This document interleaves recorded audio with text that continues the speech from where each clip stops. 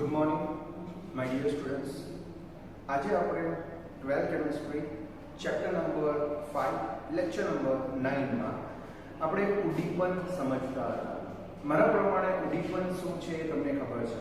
ઉદ્દીપન એટલે કે એવા વિજાતીય પદાર્થો કે જે રાસાયણિક પ્રક્રિયાનો વેગ વધારે પણ છે અને એનું તાપમાન જે છે અથવા તો એનું સક્રિયકરણ ઉર્જા જે છે એ ઘટાડે પણ છે. એવા પદાર્થોને એઝ આપણે ઉદ્દીપન કહી શકીએ છીએ. હવે ઉદ્દીપન જોયા પછી આજના લેક્ચરમાં આપણે ઉદ્દીપનમાં તફાવત જોવાનો છે. એટલે કે ઉદ્દીપન જે છે એ ઉદ્દીપનને આપણે ક્લાસિફિકેશન કેવી રીતના કરી શકીએ, વર્ગીકરણ કેવી રીતના કરી શકીએ. તો આ ક્વેશ્ચન પણ એક્ઝામમાં 2 માર્ક્સ માટે પૂછાય છે.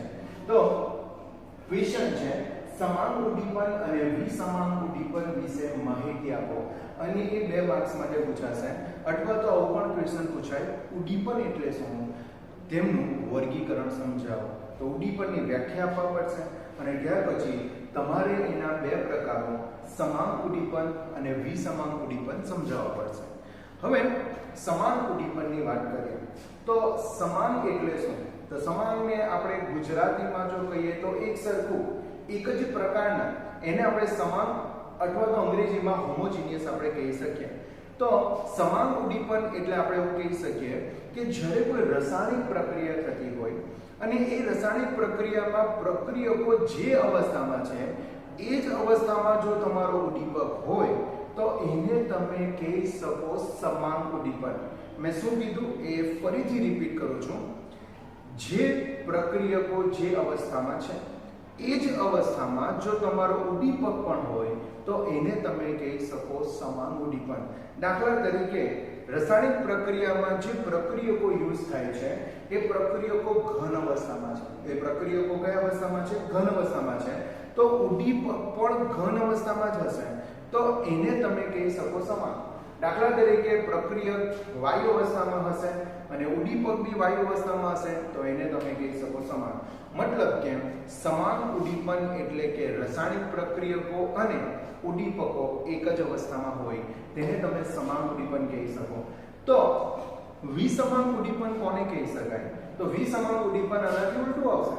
અહીંયા આપણે એવું કહી શકીએ કે રાસાયણિક પ્રક્રિયકો જે અવસ્થામાં છે અને ઉદ્દીપકો જે અવસ્થામાં છે એ બંને અવસ્થા શું હશે? વિરુદ્ધ, એકબીજાથી અલગ હશે તો એને આપણે કહી શકીએ વિસમાન. ફોર એક્ઝામ્પલ, દાખલા તરીકે રાસાયણિક પ્રક્રિયકો ઘન અવસ્થામાં છે અને તમારું જે ઉદ્દીપક જે છે વાયુ અવસ્થામાં હશે તો પછી એને કહેવાશે વિસમાન. એ જ રીતે દાખલા તરીકે રાસાયણિક પ્રક્રિયકો જે છે એ પ્રવાહી અવસ્થામાં છે અને ઉદ્દીપક ઘન અવસ્થામાં છે તો બંનેની અવસ્થા અલગ અલગ હશે તો એને કહેવાશે વિસમાન ઉદ્દીપન કહેવાશે. તો આપણે આ ક્વેશ્ચનમાં એટલે કે 2 માર્ક્સના ક્વેશ્ચનમાં સમાન ઉદ્દીપન અને વિસમાન ઉદ્દીપનની વ્યાખ્યા લખવાની છે અને બંનેના એક ઉદાહરણ આપવાના છે. તમે 2 ઉદાહરણ પર આપી શકશો પણ બંનેના એક ઉદાહરણ આપશો તો પણ ચાલશે. રાઈટ? તો સમાન ઉદ્દીપનની વાત કરીએ તો જ્યારે પ્રક્રિયકો નિપજો અને ઉદ્દીપક, સમજ પડે? રાસાયણિક પ્રક્રિયામાં પ્રક્રિયક બી આવે, નિપજ બી આવે અને બીજું શું આવે? ઉદ્દીપક બી આવે. આ ત્રણે એક જ કલામાં હોય. એક જ કલામાં હોય એટલે કે એક જ અવસ્થામાં હોય તો એ પ્રક્રમને સમાન ઉદ્દીપન કહેવાય છે. તો એવા પ્રક્રમોને એઝ આપણે સમાન ઉદ્દીપન કહી શકીએ છીએ. હવે એના એક્ઝામ્પલમાં લઈએ તો twice SO2 O2 gives twice SO3 gas છે. હવે આ પ્રક્રિયા જો જોશો તો twice SO2 ગેસ અવસ્થા, O2 એ પણ ગેસ અવસ્થા અને તમે પ્રક્રિયા કયા ઉદ્દીપક તરીકે શું યુઝ કર્યું? NO gas. બરાબર? તો વાયુ અવસ્થા, આ પણ વાયુ અવસ્થા અને આપણને નિપજ જે મળે છે એ પણ વાયુ અવસ્થા છે. તો પ્રક્રિયકો, નિપજો અને ઉદ્દીપક ત્રણે જો તમને વાયુ અવસ્થામાં મળતા હોય તો એને એઝ આપણે સમાન ઉદ્દીપન કહી શકીએ છીએ. એ જ રીતે CH3COOCH3 H2O gives CH3CHH CH3OH. હવે આ સમીકરણમાં CH3COOCH3 લિક્વિડ છે, H2O બી લિક્વિડ છે, CH3COOH એક્વિયસ એ પણ આપણે શું કહી શકીએ? બરાબર, લિક્વિડ જ કહી શકીએ, પ્રવાહી કહી શકીએ અને CH3OH એ બી એક્વિયસ એટલે એ બી આપણે પ્રવાહી કહી શકીએ અને ઉદ્દીપક તરીકે શું વપરાયું છે? HCl liquid. HCl લિક્વિડ એટલે એ પણ તમારી કઈ અવસ્થા છે? પ્રવાહી જ અવસ્થા છે. પરિણામે આપણે એવું કહી શકીએ કે અહીંયા પ્રક્રિયકો, નિપજો અને ઉદ્દીપકો પ્રવાહી અવસ્થામાં છે. પરિણામે આપણે એને સમાંગ ઉદ્દીપન કહી શકીએ. તો મારા પ્રમાણે કોન્સેપ્ટ ક્લિયર થઈ ગયો હશે કે સમાંગ ઉદ્દીપન એટલે કે પ્રક્રિયકો, નિપજો અને ઉદ્દીપકો એક જ અવસ્થામાં હોય. હવે આપણે આવીએ વિસમાંગ ઉદ્દીપન. તો વિસમાંગ ઉદ્દીપન એટલે કે એવા ઉદ્દીપન પ્રકરણ કે જેમાં પ્રક્રિયકો અને ઉદ્દીપકો જુદી જુદી કલામાં હોય તેને વિસમાંગ ઉદ્દીપન કહી શકીએ. તો એમાં પ્રક્રિયક, નિપજ, ઇવન ઉદ્દીપક આ ત્રણેય તમને અલગ અવસ્થામાં મળતા હોય અથવા તો આમાંથી કોઈ પણ બે અલગ અવસ્થામાં મળતા હોય તો એને આપણે કહી શકીએ વિસમાંગ ઉદ્દીપન. ફોર એક્ઝામ્પલ, આના જેવી બેઠી પ્રક્રિયા છે, twice SO2 + O2 gives twice SO3 gas. પણ આમાં ઉદ્દીપક તરીકે આપણે પ્લેટિનમનો ઉપયોગ કર્યો અને ધ્યાન રાખજો પ્લેટિનમ સોલિડ છે. સોલિડ એટલે કે ઘન અવસ્થા છે, જ્યારે SO2, O2 અને SO3 ત્રણેય વાયુ અવસ્થા છે. તો આપણે એવું કહી શકીએ પ્રક્રિયકો અને નિપજો વાયુ અવસ્થામાં છે પણ આપણો ઉદ્દીપક ઘન અવસ્થામાં છે. પરિણામે બંને અવસ્થા અલગ અલગ થઈ, તેથી એને એઝ આપણે વિસમાંગ ઉદ્દીપન કહી શકીએ છીએ. એ જ રીતે હેબર પદ્ધતિની વાત કરીએ તો હેબર પદ્ધતિમાં N2 gas + 3H2 gas gives twice NH3 gas છે. ત્રણેય વાયુ અવસ્થા છે પણ ઉદ્દીપક તરીકે FeS છે એટલે કે આયન જે છે એ ઘન અવસ્થામાં છે. પરિણામે પ્રક્રિયકો અને નિપજો વાયુ અવસ્થામાં છે પરંતુ ઉદ્દીપકની વાત કરીએ તો ઉદ્દીપક ઘન અવસ્થામાં છે. તો અવસ્થા બદલાશે, પરિણામે એને એઝ આપણે વિસમાંગ ઉદ્દીપન કહી શકીએ. તો સમાંગ ઉદ્દીપન એટલે એક જ કલામાં અને વિસમાંગ ઉદ્દીપન એટલે કે જુદી જુદી કલામાં હોય એને આપણે વિસમાંગ ઉદ્દીપન કહી શકીએ છીએ. આ એક્ઝામમાં 2 માર્ક્સ માટે પૂછાઈ શકે. પણ તમને બી ખબર છે કે આ ક્વેશ્ચન જે છે ઘણો ઈઝી છે અને આવો ઈઝી ક્વેશ્ચન 2 માર્ક્સ માટે તો આ ચેપ્ટરમાંથી ન જ આવશે પણ MCQ માં એઝ આવી શકે કે twice SO2 + O2 gives SO3 છે અને સમાંગ ઉદ્દીપન છે. તો એ સમાંગ ઉદ્દીપનમાં ઉદ્દીપક કયો? એનો ગેસ. એ જ રીતે જો વિસમાંગ ઉદ્દીપન હોય તો એમાં કોણ આવશે? તો એમાં આવશે પ્લેટિનમ સોલિડ. એ રીતે હેબર પદ્ધતિમાં ઉદ્દીપક તરીકે કોણ હશે? તો આયન હશે. એ જ રીતે દાખલા તરીકે CH3COOCH3 એટલે આને આપણે એવું કહી શકીએ મિથાઇલ એસિટેટ. તો મિથાઇલ એસિટેટનું વિઘટન જે છે એમાં ઉદ્દીપક તરીકે કોણ વપરાય? HCl લિક્વિડ વપરાય. તો આપણે એવું કહી શકીએ કે જેટલી બી પ્રક્રિયા છે એ પ્રક્રિયામાં જે ઉદ્દીપક વપરાયો છે એ ઉદ્દીપક તમારામાં ધ્યાન રાખવાનો રહેશે જે એક્ઝામમાં 1 માર્કના MCQ માં આવી શકે. અને અહીંયા તમને પ્રક્રિયાની જે છે એ પ્રક્રિયાનું શું આપેલું હોય ખબર? તો પ્રક્રિયા કઈ છે એનું નામ બી આપેલું હોય. દાખલા તરીકે twice SO2 + O2 ની લખ્યું હોય પણ આ પ્રક્રિયા સલ્ફ્યુરિક એસિડની સંપર્ક વિધિમાં આવે જે આપણને 5મા ચેપ્ટર એટલે જે આપણને P વિભાગના તત્વોમાં આપેલું છે. તો અહીંયા તમને twice SO2 + O2 નહીં કહેશે, તમને શું કહેશે? હેબર વિધિ. તો હેબર વિધિ જે છે એ પ્રક્રિયામાં ઉદ્દીપક કોણ? એ જ રીતે સંપર્ક વિધિ. સંપર્ક વિધિ. એ જ રીતે દાખલા તરીકે એમોનિયાની બનાવટ છે તે આપણી હેબર વિધિ છે. તો હેબર વિધિમાં ઉદ્દીપક તરીકે કોણ? તો આ રીતે જે છે તમને પ્રક્રિયાના નામ પરથી પણ ઉદ્દીપક પૂછાઈ શકે. અને ટેક્સ્ટ બુકમાં આ સિવાય પણ ઘણી બધી પ્રક્રિયા આપેલી છે. તો આ બધી પ્રક્રિયામાં તમારે ઉદ્દીપક ધ્યાન રાખવાનો રહેશે. અને ધ્યાન રાખજો એ જે તે પ્રક્રિયા છે પ્રક્રિયાનું નામ અને ઉદ્દીપક ધ્યાન રાખજો જે એક્ઝામમાં ડેફિનેટલી 1 માર્ક્સ માટે પૂછવાની શક્યતા રહેશે. તો આ રીતે આપણે સમાંગ ઉદ્દીપન અને વિસમાંગ ઉદ્દીપન સમજ્યા જે 2 માર્ક્સ માટે આવશે. હવે આપણે નેક્સ્ટ જે છે વિસમાંગ ઉદ્દીપનનો અધિશોષણનો સિદ્ધાંત સમજીશું કે એક્ચ્યુઅલી વિસમાંગ ઉદ્દીપન થતું કેવી રીતના હશે. તો પહેલી વસ્તુ એ છે કે વિસમાંગ ઉદ્દીપન જે છે એમાં અધિશોષણ કરતા પદાર્થો એટલે વિસમાંગ ઉદ્દીપનની વાત કરીએ તો એમાં તમારી રાસાયણિક પ્રક્રિયામાં જે ઉદ્દીપકો વપરાશે એ પ્રક્રિયકો અને નિપજ કરતા અલગ અવસ્થામાં હશે. તો શું થશે? તો જ્યારે આપણે વિસમાંગ ઉદ્દીપનની વાત કરીએ તો વિસમાંગ ઉદ્દીપનમાં આપણો જે ઉદ્દીપક છે એ ઉદ્દીપક તરફ શું થશે ખબર? પ્રક્રિયકો પહેલા તો આકર્ષણ કરશે.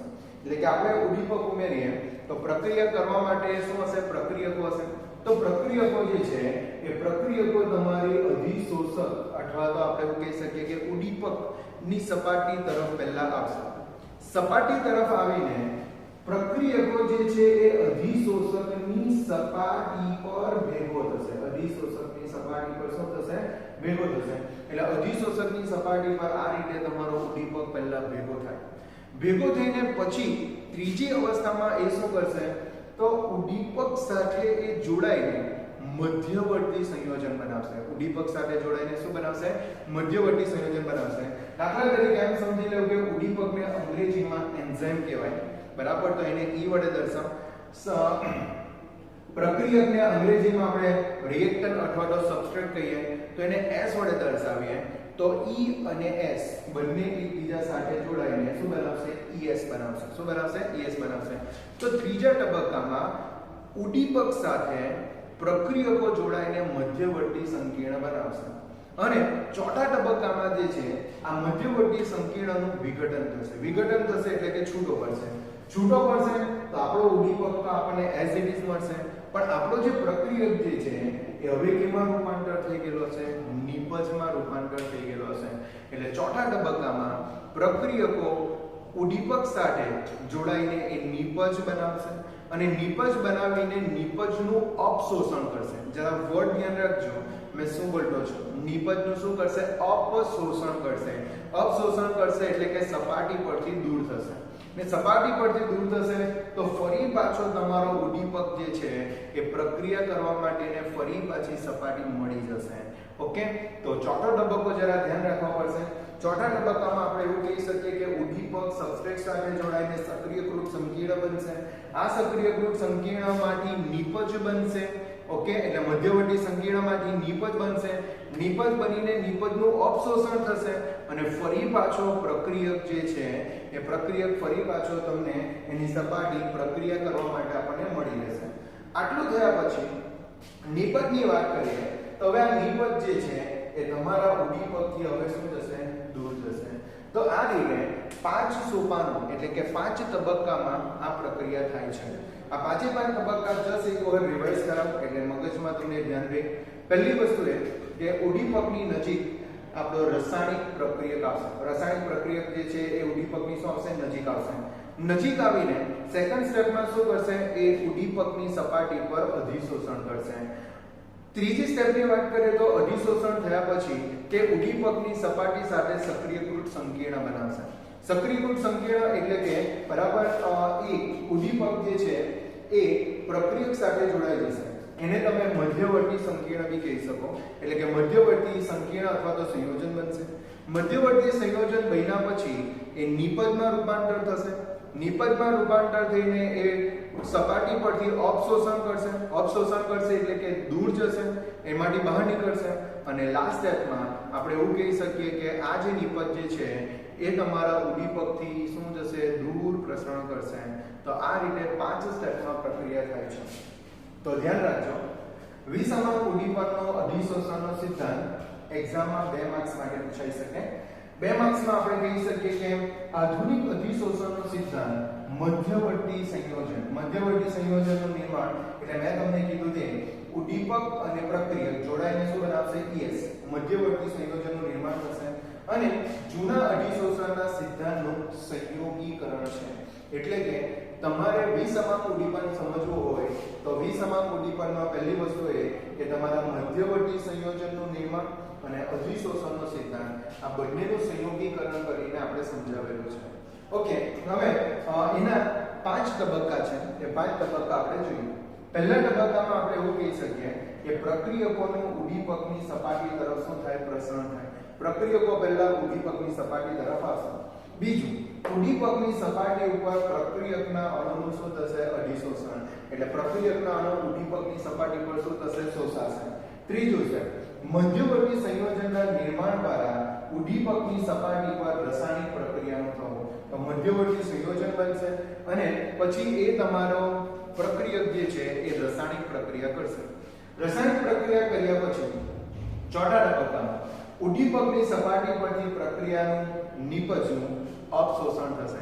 કેમ કે પ્રક્રિયા થઈને નિપજ બનશે અને નિપજ એ દૂર થશે એટલે નિપજનું અપશોષણ થશે અને તેના પરિણામે ફરીથી સપાટીની પ્રાપ્તિ થશે, એટલે ફરીથી ઉદ્દીપકની સપાટી ફરીથી તમને મળશે. ઓકે. અને પાંચમું છે પ્રક્રિયકના નિપજનું ઉદ્દીપકની સપાટીથી શું જવું? દૂર જવું. એટલે સપાટીથી એ શું થઈ જશે? દૂર થઈ જશે. તો આ રીતે જે છે આપણે વિસમાન ઉદ્દીપન સમજાવી શકીએ છીએ. તો ધ્યાન રાખજો, ઉદ્દીપનમાં આપણે ઘણું જોયું. ઉદ્દીપન એટલે શું? ઓકે, એ 2 માર્ક્સ માટે પૂછાશે. સમાન ઉદ્દીપન અને વિસમાન ઉદ્દીપનનો તફાવત એ પણ 2 માર્ક્સ માટે આવી શકે. અને આ ત્રણે ત્રણમાં જો ખાસ ઇમ્પોર્ટન્ટ હોય તો આ ક્વેશ્ચન છે વિસમાન ઉદ્દીપનનો અધિશોષણનો સિદ્ધાંત. બરાબર. આ જે અધિશોષણનો સિદ્ધાંત છે એમાં તમારે 5 તબક્કા લખવાના રહેશે, જેના તમારા 2 માર્ક્સ હશે. So I hope you can understand this video. If any doubt comes, please inform me. I will try to explain you. Thank you very much. Bye.